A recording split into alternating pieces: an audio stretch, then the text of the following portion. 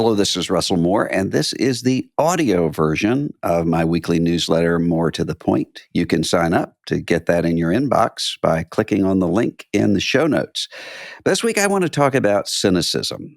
And the reason for that is because a week or so ago, I talked to a friend who was worried about how discouraged she was getting with the politicization of everything. And she wanted a break from all the social media division, the conversations that end up in political arguments. And so she found a Christian women's Bible study in her community and signed up, hoping that it would give her a connection with other people, community, a reminder that there's more to life than the news cycle. And then she found out that the Bible study speaker had been part of the January 6, 2021 attacks on the United States Capitol. I winced, imagining her disappointment, and I immediately thought of others facing the same kind of very legitimate dispiritedness. Imagine the Pentecostal Christian who trusted the prophet, who seemed to know all kinds of personal details of people in his audience. What must she think when seeing that this was not the Holy Spirit at work, but his ability to scan social media feeds ahead of time so he could pretend to have a spiritual gift when all it was a marketing technique? Contemplate what it must be like to be inspired by a pastor speaking at the presidential inauguration, only to see within hours him offer a personally branded meme coin for people to buy.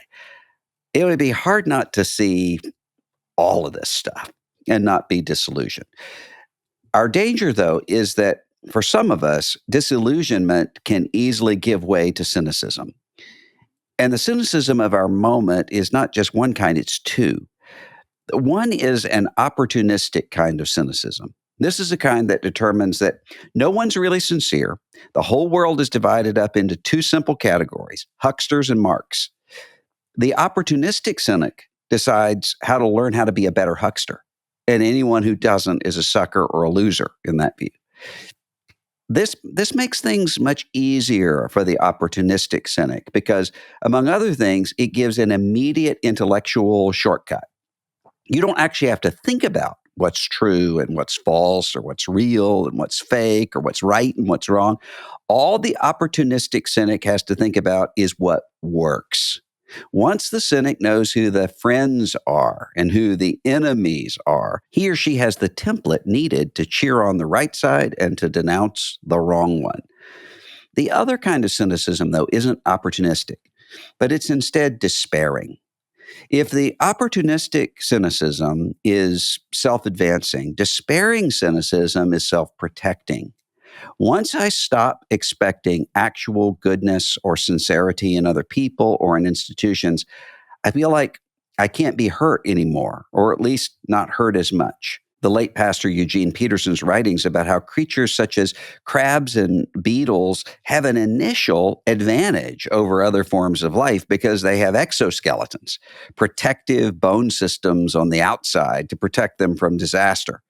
Cynicism can seem to offer you that kind of protection, a kind of exoskeleton. Nothing can disappoint you if you're pre-disappointed. But Peterson also writes, creatures with endoskeletons, that is, skeletons on the inside, like kittens and humans, are much more disadvantaged at first, being highly vulnerable to outside danger. But if they survive through the tender care and protection of others, they can develop higher forms of consciousness, end quote. Cynicism protects us from some initial hurt, but in the end, it not only filters out the genuine danger and fakeness that we rightly want to avoid, it ultimately filters out everything and everyone. We no longer expect any goodness or authenticity or grace anywhere. We stop seeking, stop asking, stop knocking at that door. But even for those of us who decide we want to avoid cynicism, there are some pitfalls there too. After all, one way to pretend to be free from cynicism is to act as though any negative assessment of reality is cynical. The most cynical people I know are those who wave away any sense of lament or warning with, well, why don't you just talk about all the good things? That's not only its own form of covert cynicism, but it also is a cynicism factory. Because in the fullness of time, most people come to see the difference between truth and propaganda. They see that propaganda and they start to become cynical. So, how do we respond to a troubled time without cynicism? The church is in genuine crisis on multiple fronts. So is the nation. So is the world. Lately, I'm drawn to the book of Daniel.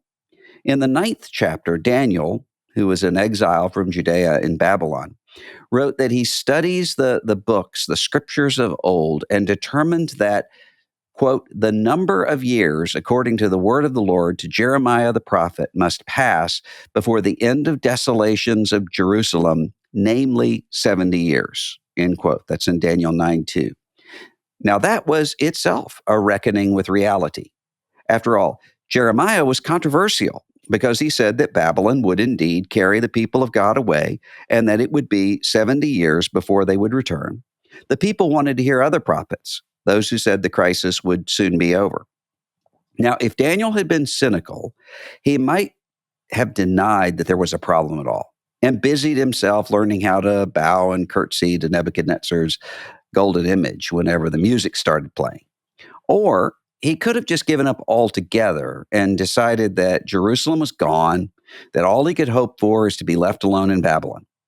Instead, the text reveals, Daniel turned to the kind of prayer that recognized how dire the hour really was. But it also remembered that God is a God of mercy and of grace, that he had delivered his people from Egypt and that he could do that again.